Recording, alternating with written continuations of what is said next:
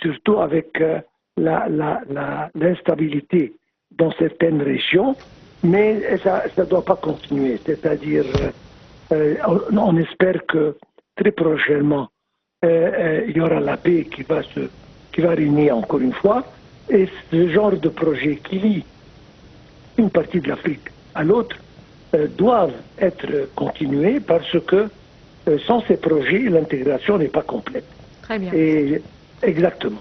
Merci beaucoup à vous, Dr Raouf Ghaffar. Vous êtes un expert en économie. Merci beaucoup de vos précisions. Là, on va terminer avec ce commentaire. Justement, il faut rappeler que pour la deuxième année consécutive, l'Égypte figure en tête des destinations les plus attractives pour les investissements en Afrique, et ce, selon un rapport de l'Organisation de l'ONU pour le commerce et le développement, selon un communiqué du Conseil des ministres publié le mois dernier. C'était le 14 juillet. Salam alaikum.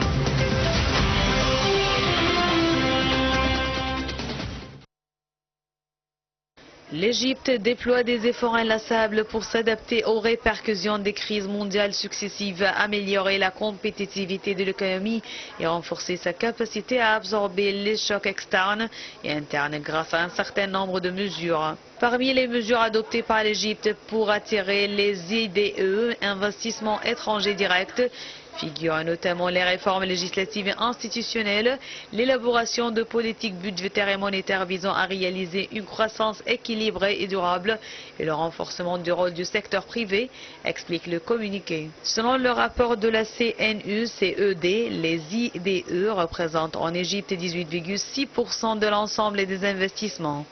La zone économique du canal de Suez a conclu des accords pour établir des projets d'ammoniac vert et d'hydrogène vert dans l'Égypte d'une valeur totale de 10,8 milliards de dollars, en plus d'un accord pour produire l'hydrogène vert d'une valeur de 4 milliards de dollars.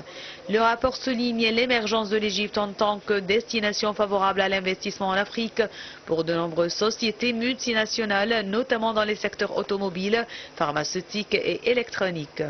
En outre, l'introduction en Égypte plus aisée pour l'attribution des licences destinées aux projets d'investissement, la formation du Conseil suprême de l'investissement dirigé par le président de la République en 2023 et l'adoption d'exonérations fiscales au profit des investisseurs et d'autres incitations financières étaient parmi les mesures qui visent à attirer davantage d'investissements.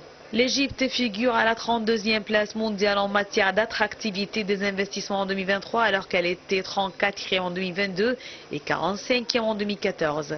Selon la CNU-CED, l'Égypte fait partie de la catégorie des pays ayant des IDE compris entre 6 et 10 milliards de dollars.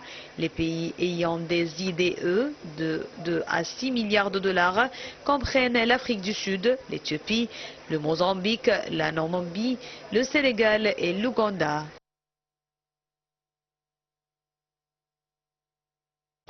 Eh bien, madame, monsieur, c'était tout pour cette édition des Directs. Merci de l'avoir suivi. Excellente fin de soirée à toutes et à tous et à la prochaine.